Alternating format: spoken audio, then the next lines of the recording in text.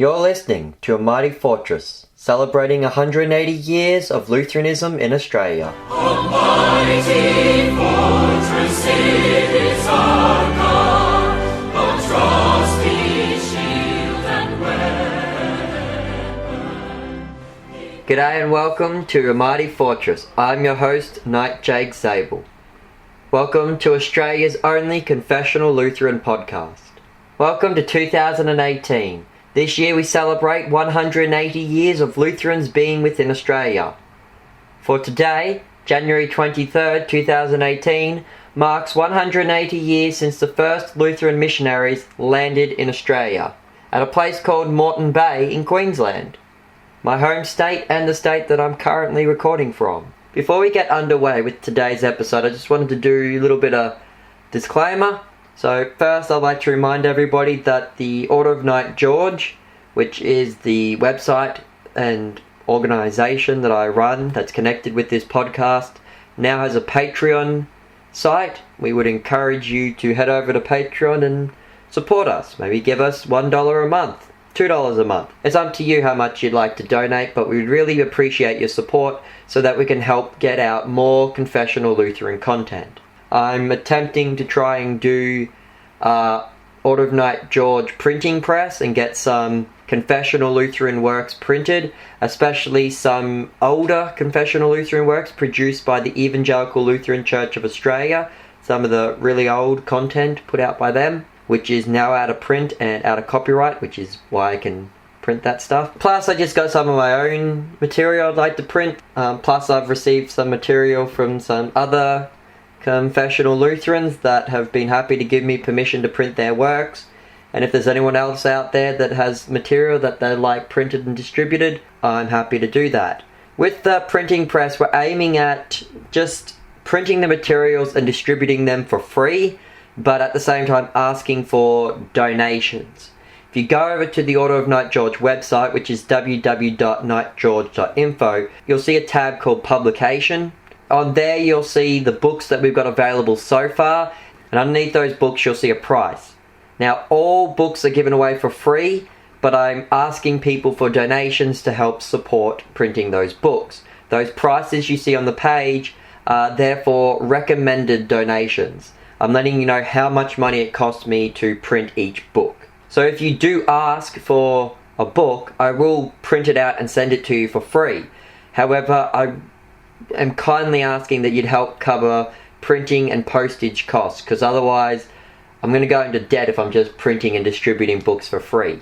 Plus, I've got a new YouTube series starting this year called Bible Wars. Episode 1 is already up on YouTube. I'm planning at this time to only bring out the episodes once a month, just because it's a lot of effort and research that goes into the episodes. I'm hoping to get to a point where I can produce the episodes a lot easier and quicker, and maybe get them out every fortnight. I don't think I'll be able to get it down to weekly, but for the time being I'm just going to be releasing them once a month. Bible Wars is a series that's aimed at looking at the wars in the Bible, but going into a more historical commentary connected with each war. So I will look at what's written in scripture, but I want to expand upon that by going into the background, the history, the geography, the surrounding areas, and all that extra cool commentary stuff that you just wouldn't get when you look at the scriptures. Now, because Bible Wars is something that no one else is really doing, it's something that I've got basically a monopoly on, because nobody else wants to look at the history of the wars in the Bible, at least not what I've found. I'm hoping to look towards putting a lot more effort into that and producing a lot more Bible Wars, just because there's nobody else doing that, and so I want to focus my energy on that. Therefore, because there's already a bunch of people out there that do confessional Lutheran podcasts, such as Issues Etc., Justin Sinner, Balls in the Vineyard, Table Talk Radio, and stuff like that, A Mighty Fortress is more just another one among the mix, and I think we can all admit that those other podcasts that I've named are probably a lot better than A Mighty Fortress. I'm only one guy. I don't have as much fancy equipment as they do. I haven't been in the ministry as long as they have. I haven't got as broad of a knowledge as they do. So while I like doing A Mighty Fortress, and why I'm happy to continue doing a Mighty Fortress, I'm going to be focusing a lot less energy into a Mighty Fortress from now on and trying to focus more energy into Bible Wars, which is something that nobody else is doing. And myself, I'm really interested in history, and Bible and church histories tends to be the area of study that I'm not only most interested in, but am also the strongest in. So I would like to focus my energy into something that I'm more interested in, that I'm kind of better at, and that nobody else is doing. So I'm hoping to put a lot more energy into Bible Wars in the upcoming years, and trying to and downsize how much energy I'm actually putting into a Mighty Fortress. I'm not going to get rid of a Mighty Fortress, mainly because, like I said, it is the only confessional Lutheran podcast in Australia at this time, but I probably won't be doing weekly episodes. I may not even do regular episodes. It may just go to being irregular, but I want to try and step back a bit from a Mighty Fortress. I'm going to keep it there because I want to keep the show going for when there are topics that I want to talk about, so I want to have the platform there to speak through. Plus, I'd really like to finish my series Bible Book in Minutes. That's a series where I interview a different pastor and ask them if they can explain an entire book of the Bible in X amount of minutes, generally aiming between a half hour to an hour period. Now, I think this will be a good research when it's done, once I have all 66 books, and I'm trying to get 66 different pastors to do 66 different books of the Bible. So if you're a pastor out there and you're listening to this, if you're interested in helping me out with that, I'm trying to find more confessional Lutheran pastors who can speak on different books of the Bible. I think once this series is finally completed, it'll be a nice little resource, because you'll be able to go to the Mighty Fortress website, look up Bible Book in Minutes, and there you'll be able to find the book of the Bible that you're interested in and listen to about a half hour to an hour explanation on what that book teaches. On previous episodes, I've had Pastor John Kleinig do the book of Leviticus and Pastor Greg Lockwood do the book of 1 Corinthians. So I've got 64 more books to go, and I'm looking for 64 pastors who are interested in helping me out with that series. And so I'm trying to step back a bit from a Mighty Fortress, and I'm going to downsize it a bit, but I'm not leaving it. And I'm not stepping away from the Order of Knight George. I'm going to keep doing all the work I do with the Order of Knight George website. I'm just hoping to try and transfer a bit more of my energy into this new Bible Wars YouTube series that I'm looking at getting going. So if you haven't checked out Bible Wars yet, do go and check it out. The first episode is already up on YouTube. Each episode goes for roughly about 5 to 10 minutes, and each war will be broken up into a series of 5-minute videos. At the moment, I've got episode 1 of Absalom's Rebellion available on YouTube. Episode 2 will be out on February 1st, so keep an eye out for that. Now, having got the disclaimer out of the way, let's get on to today's episode. As I said, today is January 23rd. So in today's episode, I'm going to be discussing the year of 1838, when the first Lutherans came to Australia. If you go onto my YouTube channel, you'll find a series I did called State of Division, A Brief History of Lutheranism in Queensland.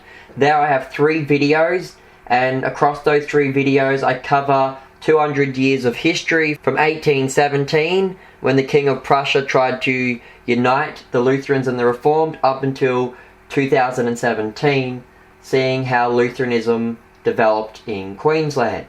I am planning this year to bring out episodes on the history of South Australia, Victoria, and then just a 1-part video on the rest of the states, because their history is a lot smaller and less complicated than the other states. I'll probably do a 3-part series on South Australia, maybe 2 parts on Victoria, but then I'll have a 1-part series on everything else.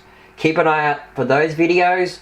They take a lot of work and research, so don't expect to get them all straight away. They may be spaced out with a couple months in between, but I would like to get those out probably before the end of the year's up. If not, maybe a few of them will be coming out early 2019. My point is, if you go check out those videos, I do mention the first Lutherans coming to Australia and landing in Moreton Bay, Queensland. Today's episode, I want to talk about them, also the Dresden missionaries that landed in South Australia, and finally Pastor August Carville, who brought the first Lutheran congregations to Australia. So let's begin with our history on Lutheranism in 1838. Now before we get to 1838, we need to do a bit of a preface to what was going on in Prussia at this time. In 1817, King Frederick Wilhelm III of Prussia sought to unite the Lutherans and the Calvinists into a single state church, called the Evangelical State Church of Prussia, commonly known as the Union Church.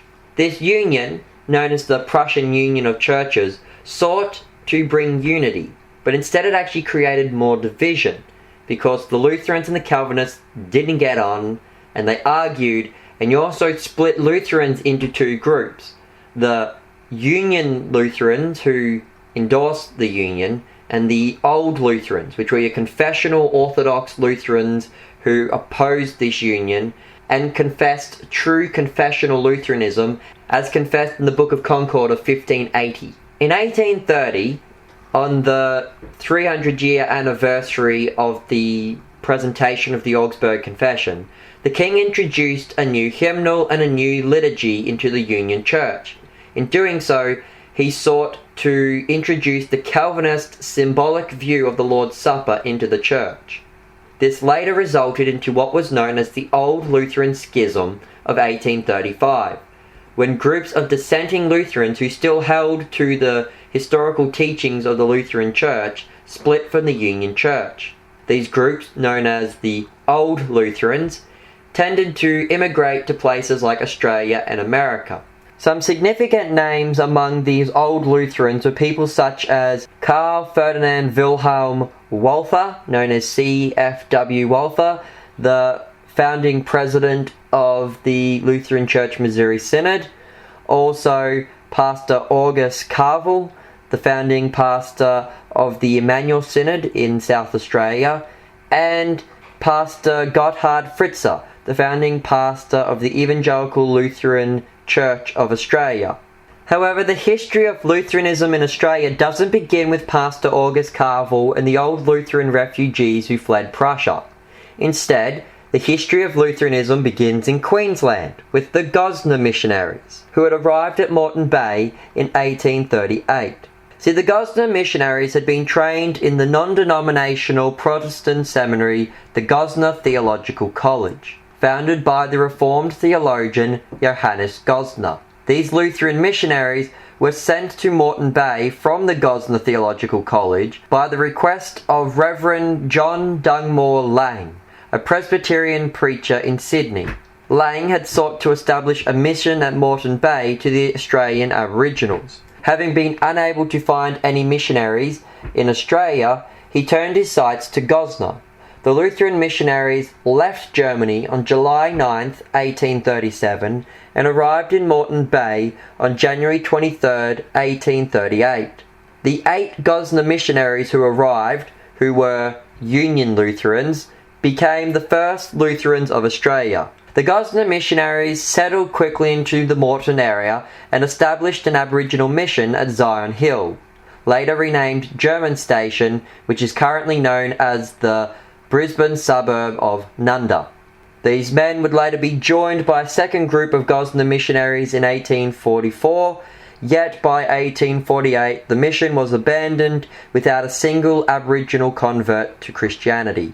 Following the failed mission at Zion Hill, most of the Lutheran missionaries became pastors of the surrounding Protestant churches, such as the Anglicans, Presbyterians, and Baptists. Only a few of these missionaries, Pastors Garrick, Houseman, and Neckwit, remained Lutheran by joining the Evangelical Lutheran Synod of Victoria. Pastor Houseman would later return to Queensland once Lutheranism had been established in the state. Regarding South Australia, a second group of missionaries would come to Australia on October 13, 1838.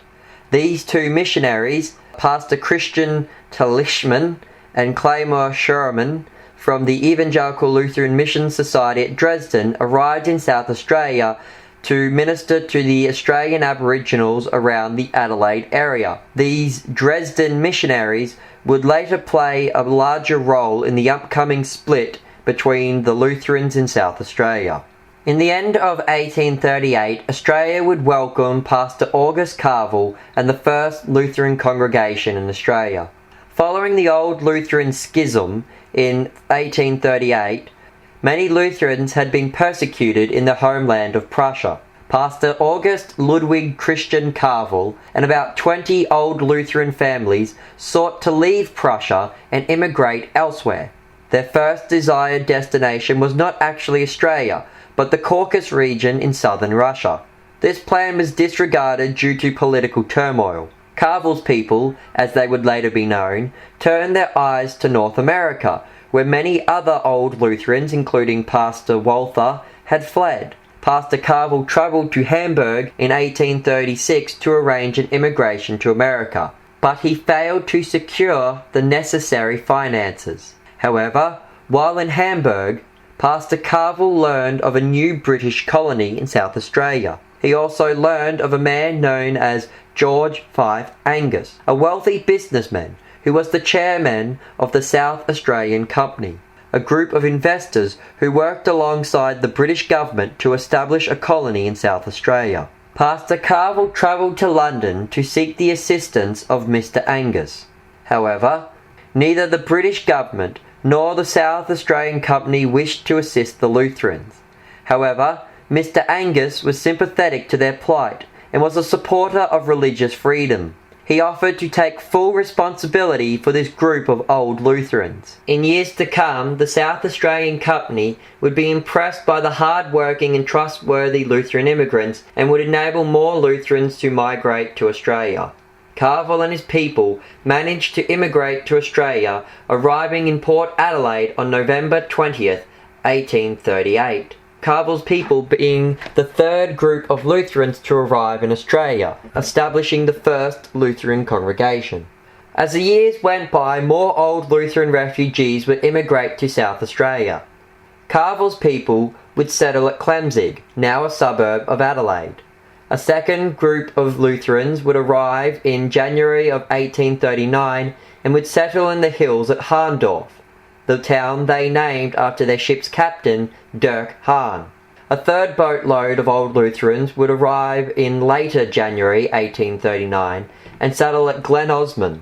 Pastor Carville would minister to all these old Lutheran settlers until they eventually invited Pastor Gotthard Fritzer and his congregation in Prussia to come and join them in South Australia. This brings to an end a brief history of the first years of Lutheranism in Australia.